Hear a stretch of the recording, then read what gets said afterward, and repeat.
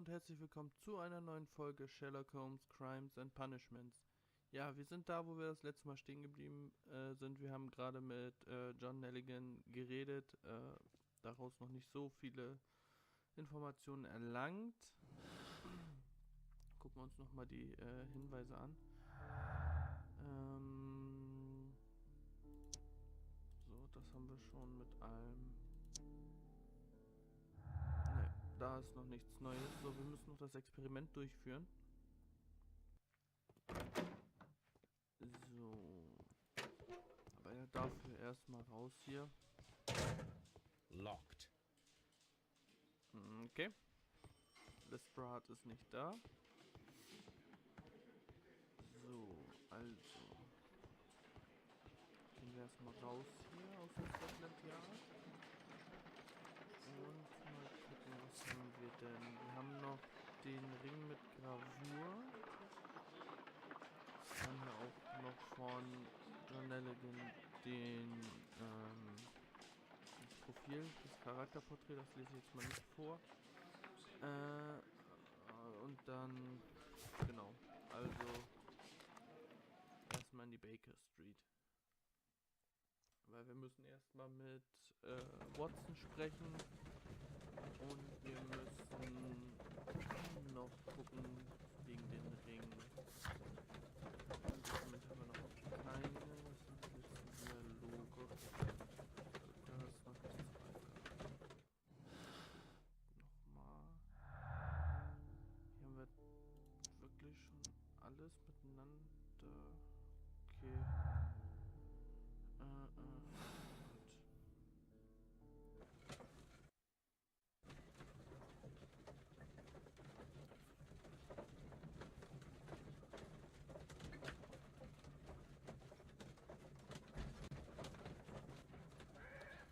So, da wären wir dann auch schon.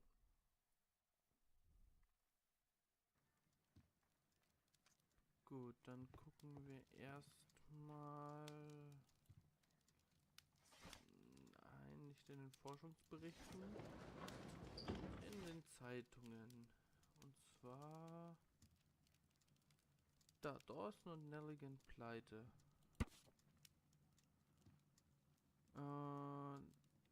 Ja. Das lese ich jetzt nicht vor, da könnt ihr das Video anhalten und euch das durchlesen. Here it is. So. Now I begin to understand that young man's story, but I am still unclear as to what connects him with the murder. It is time to ask him. So, okay. Aber bevor wir nochmal zum Scotland Yard fahren und mit ihm reden wir erstmal mit Watson.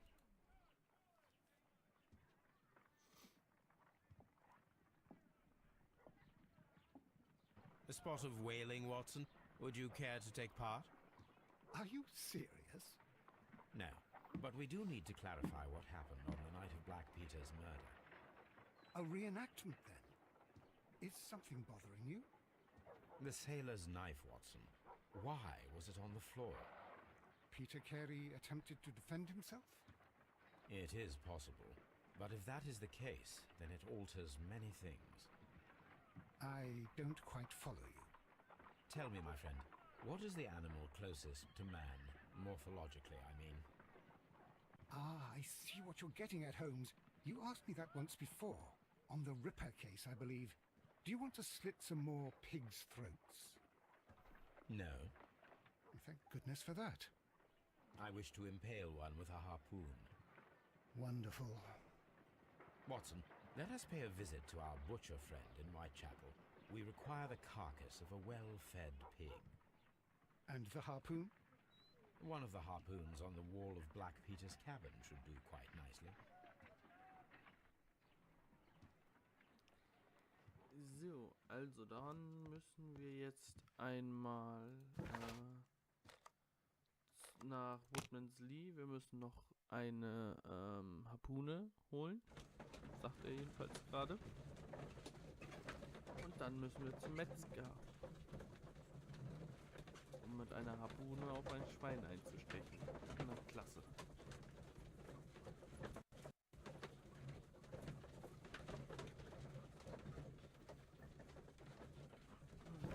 das war gerade noch neu im... Ah, okay, gut. Ja, die Harpune müssen wir noch besorgen. Steht in den Aufgaben. Wir haben noch den Whitechapel Metzger dazu bekommen. Und ja, den Ring müssen wir noch erfragen.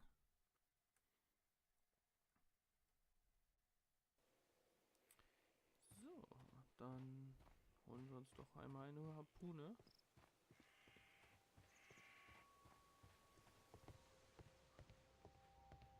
So, der Körper wurde mittlerweile entfernt. That should do it. Now I am ready for the experiment. So, damit haben wir die Harpune.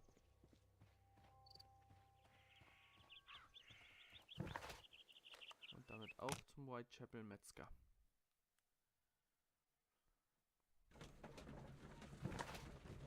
So, Harpune. Da. Okay. Ach, das ging schnell. Das ging ja zackig.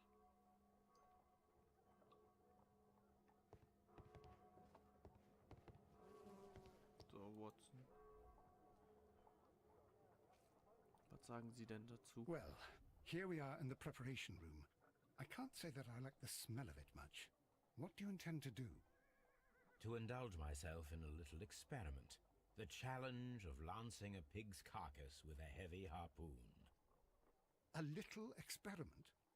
Stand aside, Watson. This might be dangerous.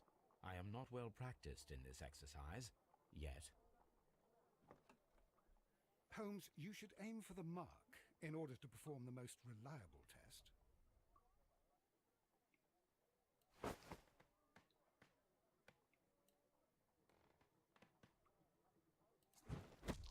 Holmes, you should try to aim better and throw as hard as you can. Okay, das scheint nicht so das Leichteste zu werden. Nein. Das war komplett daneben.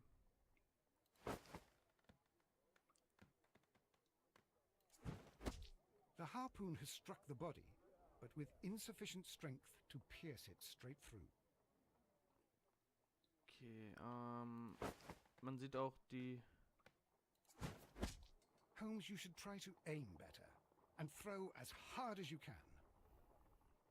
Man sieht auch, dass die Anzeige immer größer wird, desto öfter man daneben wirft. Zack. Das war nicht das Kreuz. So, jetzt. Wunderbar.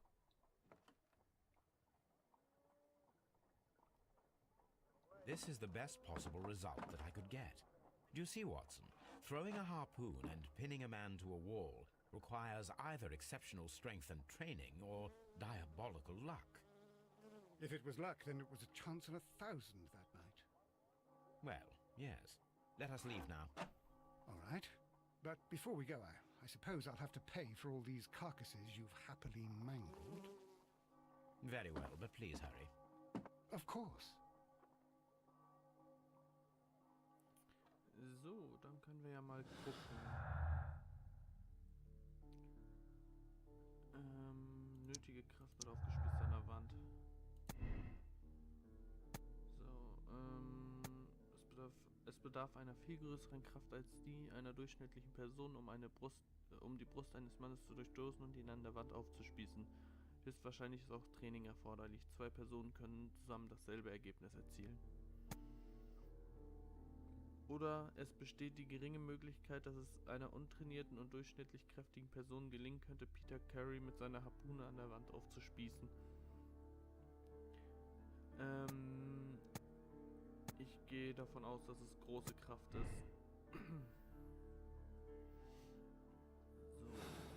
So. Ja, das ist eine der Entscheidungen, die später das Ergebnis beeinflussen. Man kann die Entscheidung auch noch jederzeit ändern. So, dann wollen wir jetzt einmal zum Scotland Yard. Damit wir einmal den Nelligan nochmal befragen können wegen dem Ring.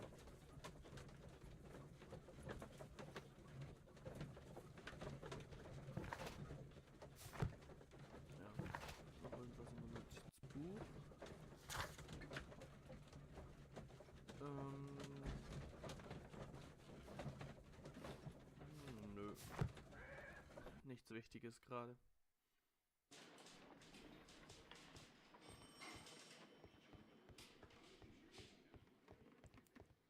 Dann einmal ab in den Verhör. Und nochmal mit ihm reden. Dawson und Nelligan. I have heard the story of Dawson and Nelligan, the West Country bankers. Yes, Joshua Nelligan was my father. I am aware that it had a bad ending. When the bank failed, it ruined half the families of Cornwall, whereupon Joshua Nelligan disappeared. My father was under extraordinary pressure. Dawson had retired. I was only 10 years of age at the time, but it was still old enough to feel the shame that befell our family. My father was convinced that he could pay off all his debts if the creditors gave him time. He set sail for Hammerfest in Norway in his small yacht, just a few days before an arrest warrant was issued. He left my mother a list of the securities he was taking. No word was ever heard from him again. We believe that his vessel went down, taking with it everyone and everything on board. Thank you for the story, Mr. Nelligan. At last, we are making some progress. Interesting. Joshua Nelligan and Peter Carey were both at sea in Norway. There is definitely some connection between Peter Carey and Joshua Nelligan's disappearance. So, die neue Aufgabe ist dann, die Logbücher zu untersuchen. Sprich, wir müssen wieder nach Woodman's Lee. Also raus hier und auf nach Woodman's Lee.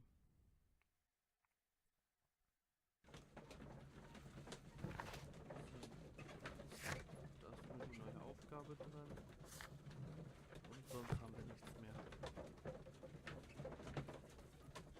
In den Herleitungen noch irgendwas? Nein.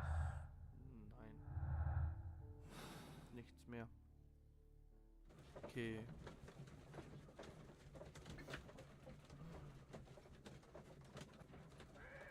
So, weiter geht's.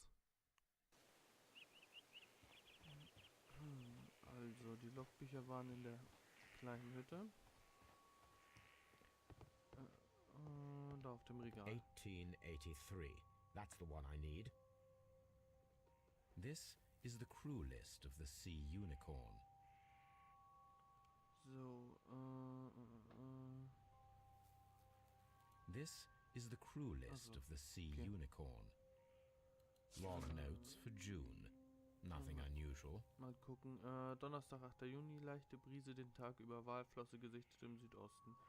Nacht 2 weitere Schiffe gesichtet, 76 Grad, 20 Minuten Nord und 20 Grad, 45 Minuten Ost. Mittwoch, 4. Juni, mittelstarker Wind aus Ost, heute keine Wale gesichtet. Montag, 19. Juni, leichter drehender Wind, den Tag über anderes Walfangschiff weit im Norden gesichtet. Samstag, 24. Juni, starker Wind aus Süden, werden nach Norden segeln. Vor einem Jahr gab es viele Wale dort. Log notes for July. Nothing special. Ja, lese ich jetzt nicht alles vor. Log notes for August. These pages have been torn away. Canadian Pacific Railway, CPR, a torn piece from a bond certificate. I have seen this abbreviation somewhere very recently. There are 3 ways of discovering what happened in August of 1883 aboard the Sea Unicorn. The first 2 of these will require speaking with a dead man. The last would be to locate vital witnesses, the sailors involved in this whale hunt campaign. Okay, so, was haben wir denn jetzt? Wir haben den Wertpapierfetzen, den wir irgendwo verwenden können, und wir haben das Logbuch. Ah, okay, das ist für Wiggins. Also müssten wir damit wieder nach,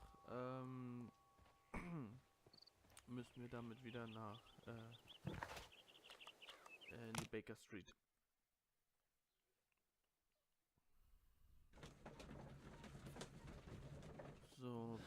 Herleitung haben wir auch immer noch nichts Neues. Und im Notizbuch auch nur ja, die Hilfe von Wiggins. Da haben wir noch nichts, ist ja auch klar, wir haben noch nichts abgeschlossen. So, okay.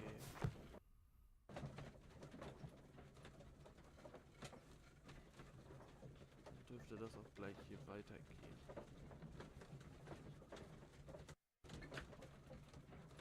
Da, weiter geht's. So.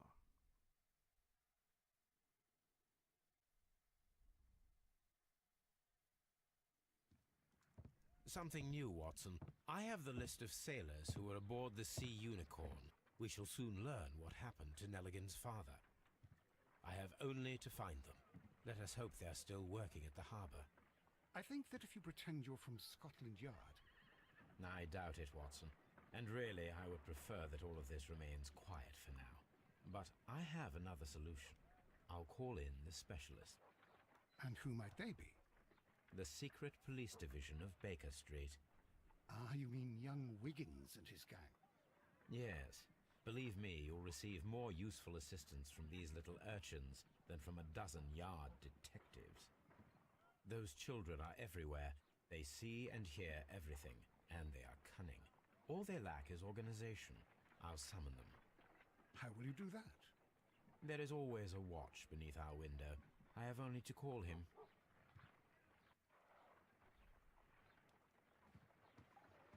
So, Wiggins rufen.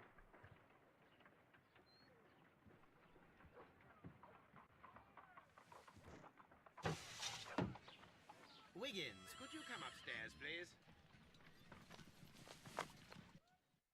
At your service, Mr. Holmes. Wiggins, I need you to track down certain people for me. I'll give you a list. You can read, can't you?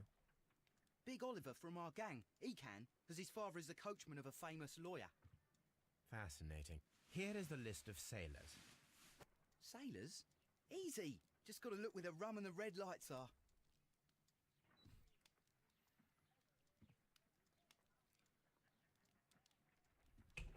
Sorry to trouble you, Mr. Holmes, but the inspector asks that you come to the station as soon as possible.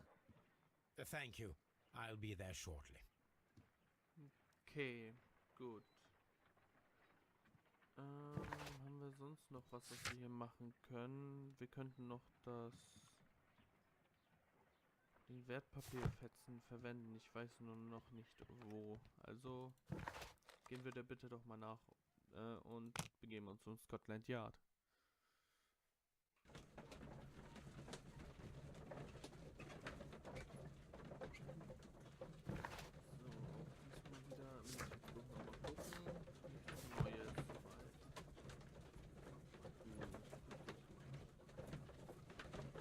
Oder auch nicht gut, weil wir ja auch weiterhin keine neuen Herleitungen haben.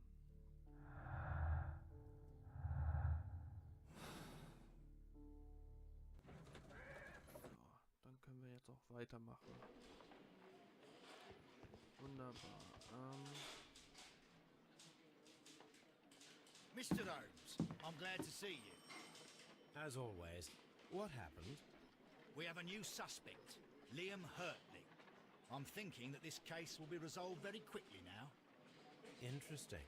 Pray tell. Well, the constable that I left at Woodman's Lee noticed a suspicious individual prowling around during the night. Do you have him here? Yes. He refuses to speak with us, but we'll make him talk. Let us hope so. Ah, yes, and one more thing. The constable told me that at the time of his arrest, the fellow was writing a letter. Do you have it? Of course. It's in the evidence room, at your disposal. Admit that for once, Mr. Holmes, Scotland Yard is a step ahead of you, eh? Breathtaking. So, also der Inspektor glaubt, dass der Scotland Yard uns diesmal einen Schritt voraus ist. So, wir haben hier Hurtleys Gegenstände. These are the suspect's belongings. So, wir haben hier wieder Stiefel. Liam Hurtley's old boots. They're a size 9.5.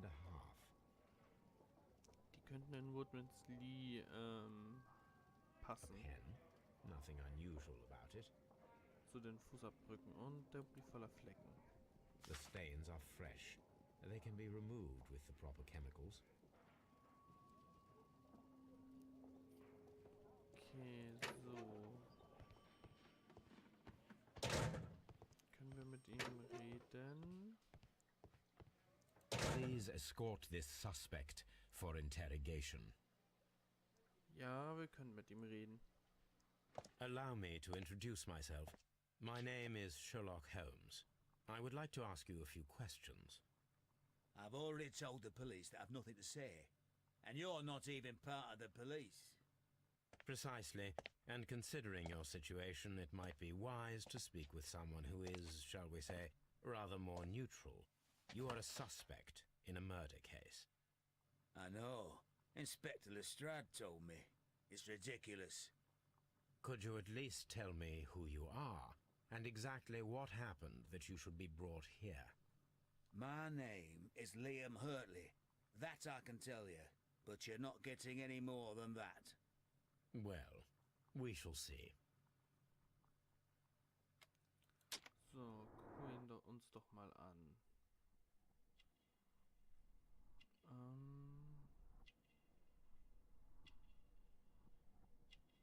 Da haben wir eine Narbe.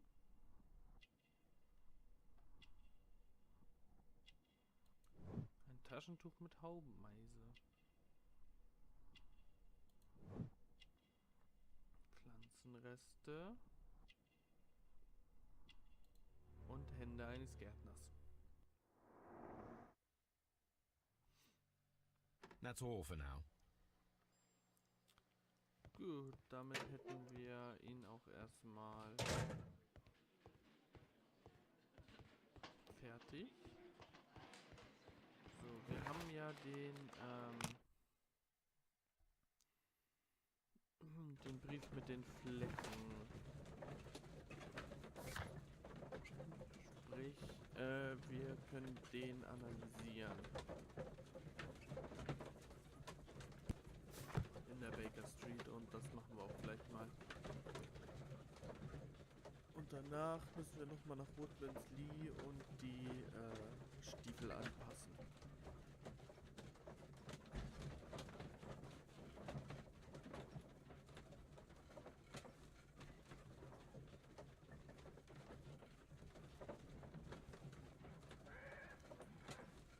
So, dann können wir auch gleich weitermachen. Und das war mein Handy. Das muss ich mal ganz kurz, damit es uns nicht weiter stört, einmal auf lautlos stellen. Wunderbar, weiter geht's. So, analysieren, sagte ich ja. So, der Analysetisch. I need to prepare a chemical agent that is capable of removing fresh ink. For this purpose, the chemicals from the flasks should be combined in a certain order to perform a chain reaction. First condition, all 7 reagents should be used. Second condition, orange reagent should be the third one in the sequence after the blue reagent. Third condition, colorless reagent should be added after the orange reagent. So, also, gut, nach der blauen soll die orangene kommen. Das heißt, wir nehmen erstmal die blaue. Gut, dann nehmen wir die grüne Chemikalie. Und da ist mir einmal OBS gecrashed, aber das sollte kein Problem sein. So, wir müssen jetzt hier noch einmal die Lösung, die weiße rein tun und... Done. Now I can proceed further. Wunderbar. Das hat funktioniert. Let us see if the content of this letter sheds a little light upon the mystery. können wir hier die frische Tinte wegwischen. So.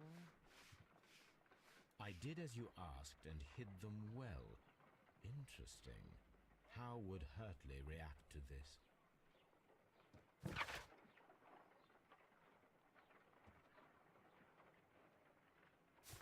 So, gut, dann wollen wir doch gleich mal wieder mit Herrn Hurtley sprechen, was er denn damit gemeint hat.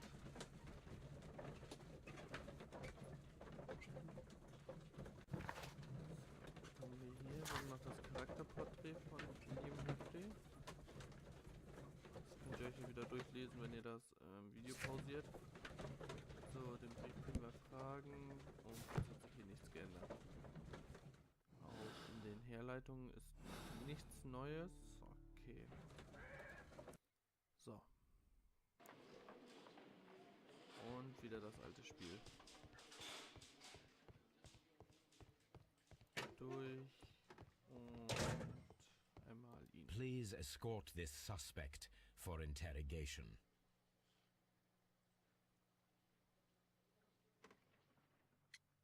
So, was haben Sie versteckt? So tell me, Mr. Hurtley, what did you hide? Hide? What are you talking about?